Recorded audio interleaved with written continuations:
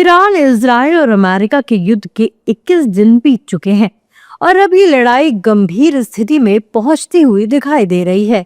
Iran पर तो America और इजराइल लगातार हमले कर रहे हैं, लेकिन ईरान भी पीछे नहीं है। उसने भी अमेरिका और इजराइल को बड़ा नुकसान पहुंचाया है। मिडिल ईस्ट में अमेरिका के कई एयरबेसों को ईरान के हमले से गंभीर नुकसान पहुंचा है। कतर में $1 अरब के अमेरिकी रडार को भी ईरान ने नष्ट कर दिया है। वहीं खाड़ी देशों में भी ईरान के हमले का कहर देखने को मिला है। सऊदी अरब, कतर, बहरीन, यूएई समेत कई देशों को ईरान के मिसाइल और ड्रोन ने अच्छा खासा नुकसान पहुंचाया है।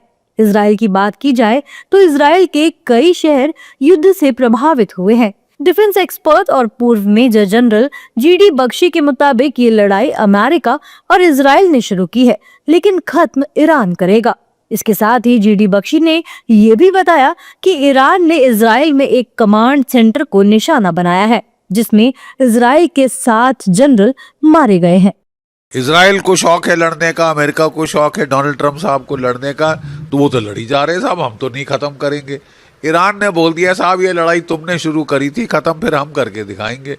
ठीक है, आप हफ्तों के लिए लड़ने को तैयार है, हम महीनों के लिए लड़ने को तैयार है, हम नहीं उफ करेंगे। आप बोल रहे हो सरेंडर, हथियार डाल दो, डोनाल्ड ट्रंप के आके जूते चाटो, तो वो तो कोई कर नहीं रहा साहब, उल्टे और उनके वार भीषण हो रहे हैं। इजराइल पे नुकसान हुआ है। आज एक खबर आई है जो मेरे पास मीडिया की, अमेरिकन मीडिया की, उसमें वो कह रहे हैं कि शायद उन्होंने एक कमांड कंट्रोल सेंटर को हिट किया है, 7 इजरायली जर्नल शहीद हो गए। कहाँ तक सच है कहाँ तक झूठ है अब ये बताएगा तो कोई नहीं, क्योंकि बिल्कुल सेंसरशिप चल रही है। तेल अवीव में भीषण हमले हो रहे हैं, वहाँ पे बहुत बुरा हाल है।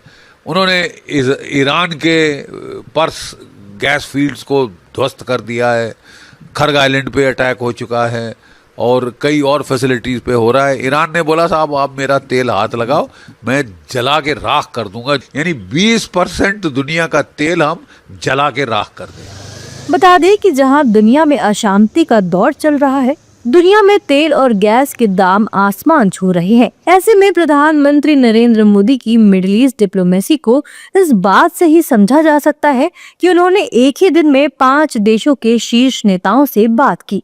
ईरान जंग के बीच पीएम मोदी ने गुरुवार को कतर, फ्रांस, जॉर्डन, ओमान और मलेशिया के शीर्ष नेताओं से फोन पर बातचीत की और पश्चिम एशिया में बने हालात पर और एनर्जी इंफ्रा पर हमले को लेकर कड़ी निंदा की है।